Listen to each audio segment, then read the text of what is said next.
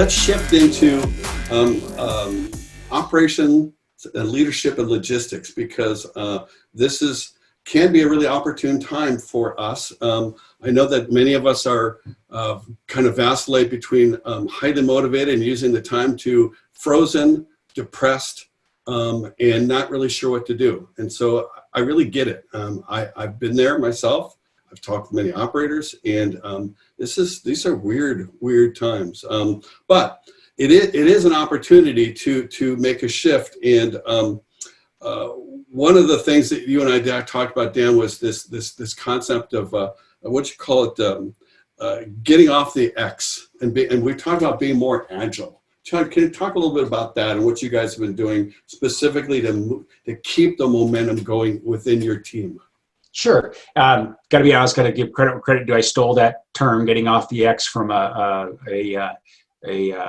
great motivational speaker that ex-Navy SEAL that literally talked about it in real life circumstances, what getting off the X meant to him.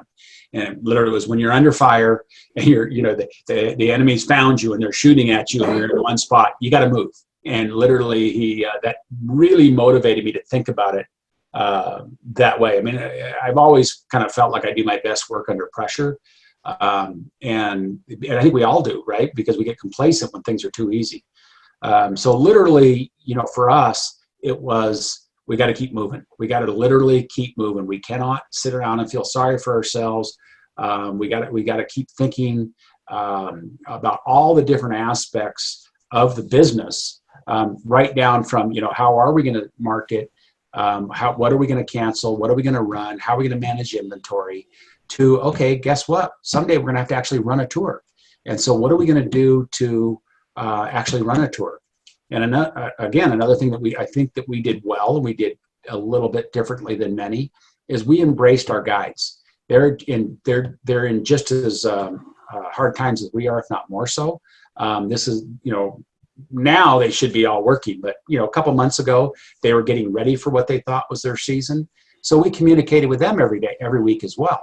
We did virtual cocktail parties every Friday afternoon, and literally, got their input. What are they seeing? What are they feeling?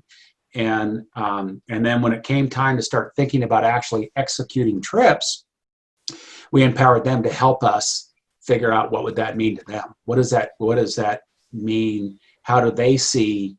Do they see 15 people in a 15-passenger van ever again, or at least not this year? No.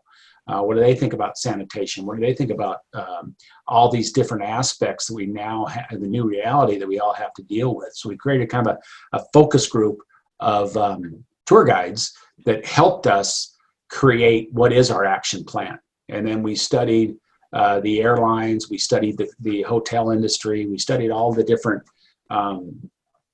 people affected by this, and put together a comprehensive plan. And this is how, when it's time, when we're ready. Our first trip is June 14th. All things go well, and so we have to be ready to actually implement the plan. So we've used this time well. I think, Tim, you asked me, how do you keep your team motivated, right? And we're all working remote now. We are, we're one of those tour operators that actually has an office, and we like working together, but now we're all remote.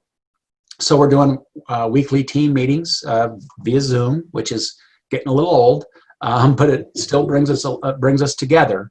And as an owner, or as the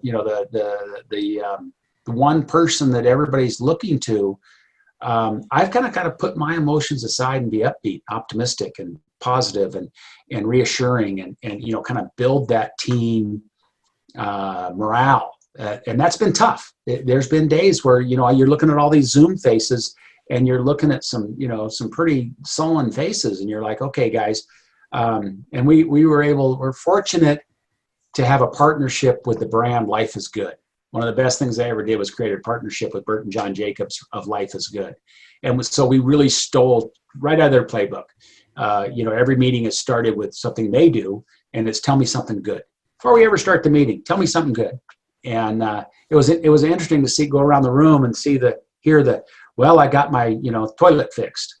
Okay, great. I got we're remodeling our bathroom, or whatever it was.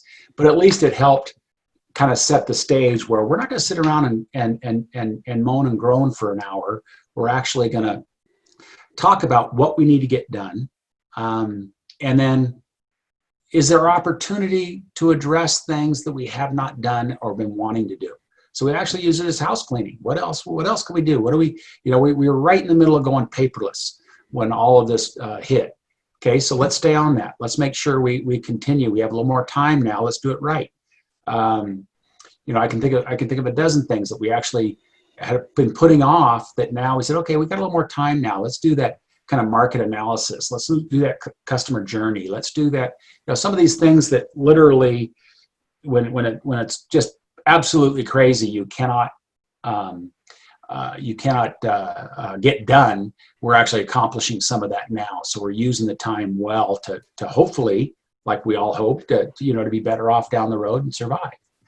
And then I think the other thing, one point, Tim, I'd make, the other thing that I think we did, and it caught fire, is all of us, the whole team, were dealing with different customers for different reasons.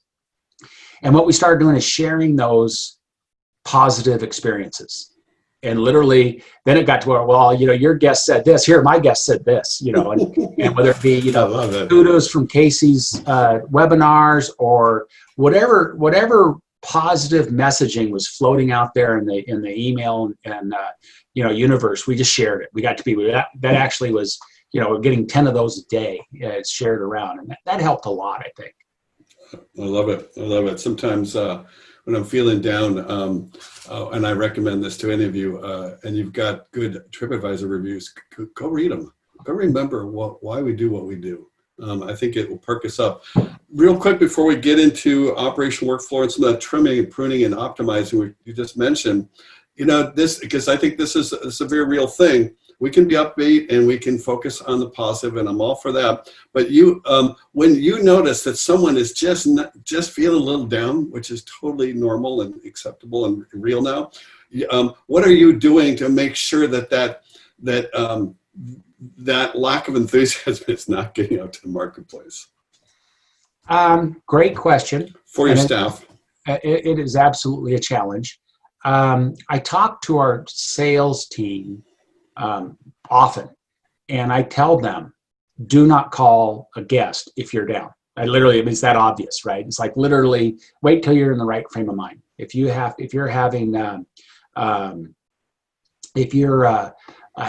bad day, then have somebody else make that call. Or if you just had a bad experience with a guest, we've had a few that were livid about us canceling their trip. Go for a walk. Take a walk. Go, get away for a little bit. Push back from your desk. Again, I think fortunately it's been kind of I don't want to say few and far between, but it's been the exception, not the rule. But acknowledging, like you just did, Tim, was perfect. Acknowledging that it's reality, right? The studies are saying that how depression right now is at an all-time high. We all feel it, right? Yesterday I had a bad day. Today I woke up and I said, today's going to be a good day. I'm going to do my best. So far, no one's ruined it yet. So please don't ruin it. So. Yeah, it's, at times like this, all we can do is laugh or cry. But so it's, I was excited and looking forward to this because every time you and I get together and talk about the biz, it's always fun. It's always engaging. And there's something to dig into